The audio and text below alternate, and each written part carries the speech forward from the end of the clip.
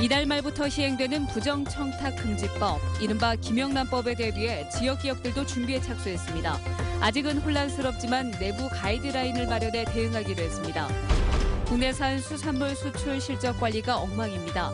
수출량도 수출 금액도 작성하는 기관마다 들쑥날쑥입니다. 2016 광주 비엔날레가 개막됐습니다. 제8기후대 예술은 무엇을 하는가를 주제로 66일 동안 비엔날레 전시관을 비롯해서 광주 시내 일원에서 펼쳐집니다. 윤장현 광주시장의 외척이 정책자문관의 직위를 이용해 시정에 깊숙이 개입했다는 비판이 제기됐습니다. 여러분 안녕하십니까? 향응과 접대를 엄격하게 규제하는 이른바 김영란법이 이달 말부터 시행됩니다. 공직사회뿐 아니라 지역 기업체들도 설명회를 갖고 내부 가이드라인에 맞서는 등 본격적인 준비에 착수하고 있습니다. 김인정 기자입니다. 김영란법 시행 뒤 국립대 유명 교수를 회사에 초빙해 사내 교육을 하려면 강의료를 얼마 줘야 하나. 기업체 대표들은 임직원들의 김영란법 위반을 어떤 방법으로 감시해야 하나. 광주 상공회의소가 마련한 이른바 김영란법 설명회에 참석한 100여 개의 기업체들은 실무에 관한 세부적이고 구체적인 질문들을 쏟아냈습니다. 공조사비에 있어서 대표이사 명의로 화환을 발송했는데 대표이사회 그 직원이나 개인들이 별도로 공조사비를 10만 원씩 부족했을 때 이게 합산해가지고 10만 원 초과로 인정이 되는 건지.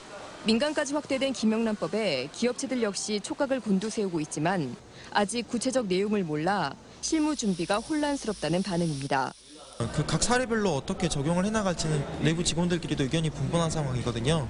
그래서 저희도 이 김영란법이 시행되기 전에 전문가를 통해서 좀 깊이 내용을 파악해 보려고 오늘 이 자리에 나오게 됐습니다.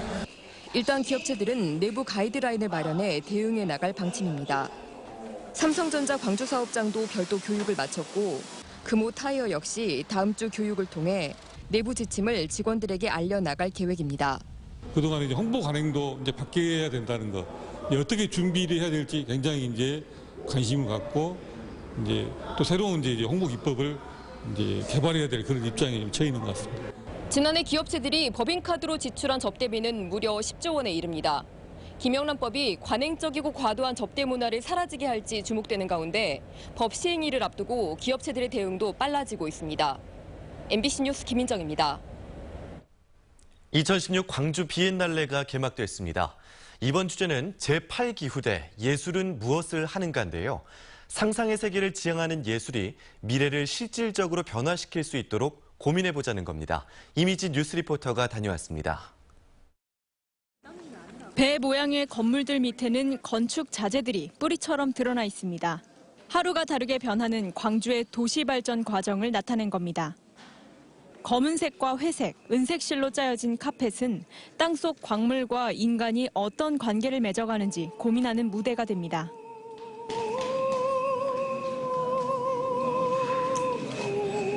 (37) 개국 101개의 팀이 작가로 참여한 이번 비엔날레 주제는 제8기후대 예술은 무엇을 하는가. 상상의 세계를 지향하는 예술이 미래를 실질적으로 변화시킬 수 있도록 고민해보자는 생각에서 시작됐습니다. Not about what art is, but what it does. Each artwork has its reverberations. It creates rings on the water in different ways depending on when, where, and how it is presented. 그래서 작품이 완성되고 전시되는 과정에서 가장 중요한 부분은 작품과 관객, 사회가 나눈 소통입니다. 비엔날레 전시관은 분위기가 각각 다른데 3전시관의 경우 1전시관보다는 어둡고 2전시관보다는 약간 밝습니다. 이렇게 작품 수와 조명 밝기를 조절해서 전시관마다 다른 분위기를 조성했습니다. 또한 외국 작가들이 광주에 머무르며 느낀 바를 작품으로 만들었는데 시민들이 참여한 예술 작품들과 더불어 광주 곳곳에서 만날 수 있습니다.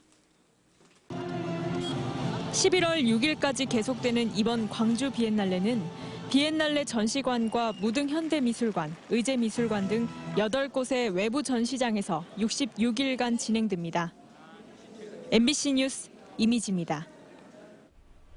부적절한 광주시정 개입 논란으로 끊임없이 구설에 올랐던 김용구 정책자문관에 대해 광주시가 재위촉을 않기로 결정했다는 소식 전해드렸었죠.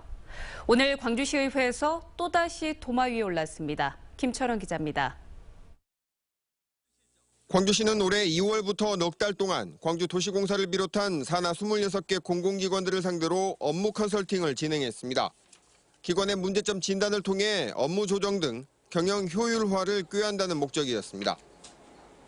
그 결과물이 바로 이 책자입니다.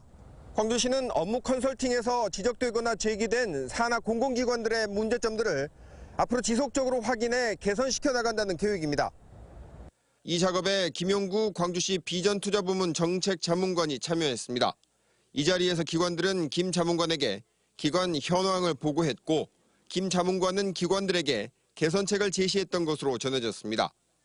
광주 MBC가 입수한 당시 광주시가 발송했던 공문입니다. 거의 모든 실과를 수신자로 정한 이 공문에서 광주시는 날짜별로 일정을 짜서 기관장들이 김 자문관을 면담하도록 했습니다. 대부분 면담이 이루어진 가운데 일부 기관장은 컨설팅 결과는 물론 면담 자체에 불만을 제기했던 것으로 알려졌습니다. 광주시 의회에서는 윤장현 시장의 외척인 정책자문관의 이 같은 행위 자체가 시정에 깊숙이 개입한 것이라는 비판이 제기됐습니다. 정책자문관의 한마디 한마디가 자문의 범주를 넘어서 꼭 해내야만 하는 지상명령처럼 여겨졌을 것은 어렵지 않게 짐작되고 남습니다. 광주시는 정책자문관으로서가 아닌 컨설팅 업체 전문가로서 실력과 경험을 믿고 위촉한 것인데 주경림 의원이 시정농단이라는 표현을 썼다며 발끈했습니다. 김용구 박사는 경영 컨설팅 분야에서는 유능한 분입니다. 유능한 그 전문가 분이시기 때문에 그분을 모셨지 그분이 정책 자문관이기 때문에 모신 것은 아닙니다. 그러면서도 광주시는 어제 임기가 끝난 김용구 자문관을 재위촉하지 않았고 이유는 설명하지 않았습니다. 김용구 전 자문관은 광주 MBC와의 통화에서 광주시가 요청을 해와 산하 공공기관들의 어려움을 돕기 위해 보조자로서 참여한 것이라며 시정에 개입했다는 논란이 제기된 것 자체가 이해되지 않는다고 말했습니다. MBC 뉴스 김철원입니다. 국내산 전복의 해외 수출이 늘고 있다는 소식이 잇따르고 있는데 정작 수출 실적 관리는 중구난방입니다. 수출량도 수출 금액도 작성하는 기관마다 들쑥날쑥입니다. 무슨 사정인지 양현승 기자가 취재했습니다. 완도군의 한 수산물 가공업체. 최근 전복 미역국과 해조류 국수 등 50여 가지 종류의 가공식품을 미국으로 수출했습니다. 2차 물량도 조만간 항공기로 수송할 예정입니다. 물량들이 시장에 나가서 소비자의 반응을 받고 11월, 12월 달 추가 발주가 되고 그런 추가적인 계속 발주가 이어지는 데 큰 역할을 할 거라고 저는 그렇게 생각하고 있습니다. 세계 최대 전복 생산 국가인 중국마저 생산이 위축되면서 전남산 전복은 수출량도 늘고 교역 국가도 다각화하고 있습니다. 하지만 정책 판단의 근거가 되는 수출 실적은 제각각. 지난 6월까지 대중국 전복 수출량을 전라남도는 76톤으로 파악하고 있는 반면 완도군은 부서별로 166톤, 175톤으로 각기 다른 수치를 쓰고 있습니다. 관세청과 농수산식품유통공사, 한국해양수산개발원, 전복 가공업체 등 각기 다른 방식으로 집계하는 자료를 인용하기 때문입니다. 그 수출 실적에 그 자료, 이제 세관 자료를 보고 참고를 많이 했죠. 주로 업체들이라든가 우리 이쪽 그 전복상연합회, 해마이라든가 한국해양수산개발원 있지 않습니까? 출처별로 편차가 큰 수출 실적. 중장기 수출 전략 마련과 시의적절한 지원을 이야기하기 전에 중구난방인 수출 동향부터 정리해야 한다는 지적입니다. MBC 뉴스 양혜승입니다.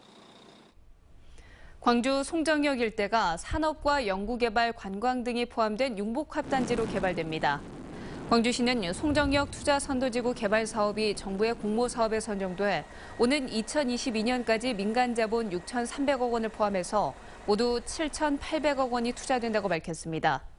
이 사업은 자동차와 에너지 등 특화 사업이 연계해 낙후 지역을 개발하는 것으로 광주시는 군비 행장 이전지에 조성할 예정인 솔마루시티와 함께 이 일대를 관광과 문화, 경제의 허브로 육성하겠다는 계획입니다.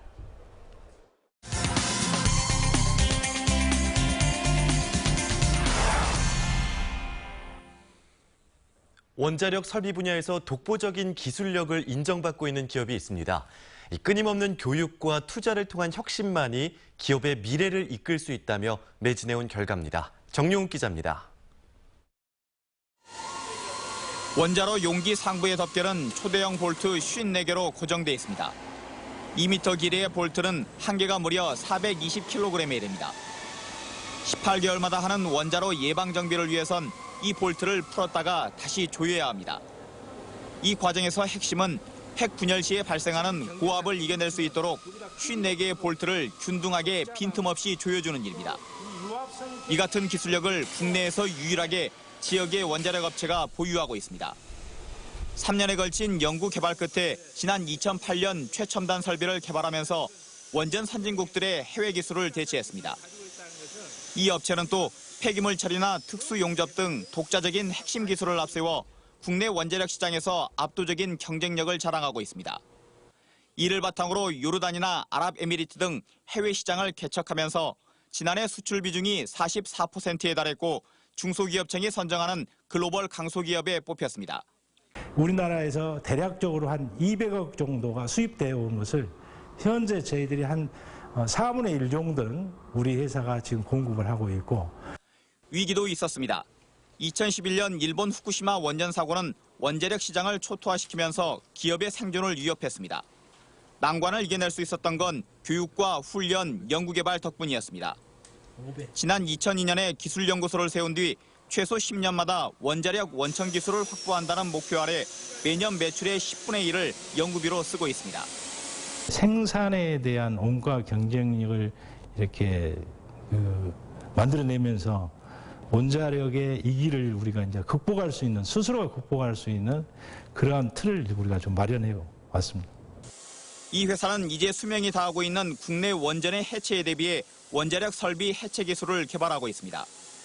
또 중국이나 동남아에서 대규모로 원전 건설이 추진되고 있는 만큼 원자력 시장의 전망이 밝다며 기술 혁신을 통한 인류 기업으로 거듭나겠다는 각오입니다. MBC 뉴스 정용욱입니다.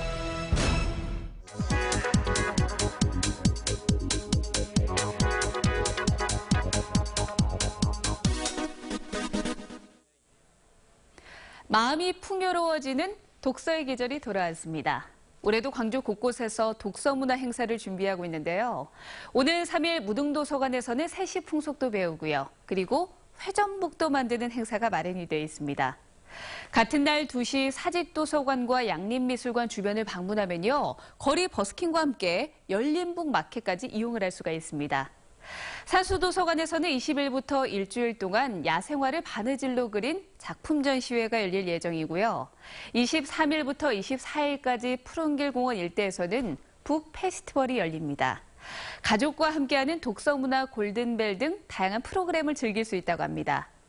그리고 28일에는 운남 어린이 도서관에서 통기타 음악도 듣고요. 그리고 자신만의 책도 소개하는 책 나눔, 책 힐링 콘서트가 개최가 됩니다. 책과 음악, 전시가 함께 버무러지는데요. 다채로워진 독서문화 행사들로 올 9월도 알차게 보내시길 바랍니다. 카드뉴스였습니다. 기피시설로 인식되어 온 변전소 부지가 처음으로 주민공모제를 통해 결정됩니다. 한전 중부건설처는 광주 광산구와 장성군 일원에 건설 예정인 변전소를 주민공모제를 통해 입지를 선정할 계획이라고 밝혔습니다. 공모는 다음 달부터 2달 동안 진행되고 변전소 유치에 따른 인센티브는 최고 65억 원까지 지원할 예정입니다. 더불어민주당 지도부가 1박 2일 일정으로 광주를 방문했습니다. 추미애 대표를 비롯한 더민주 최고위원들은 광주 비엔날레 개막식에 참석한 데 이어 내일은 국립 5.18 묘지에서 현장 최고위원 회의를 열기로 했습니다.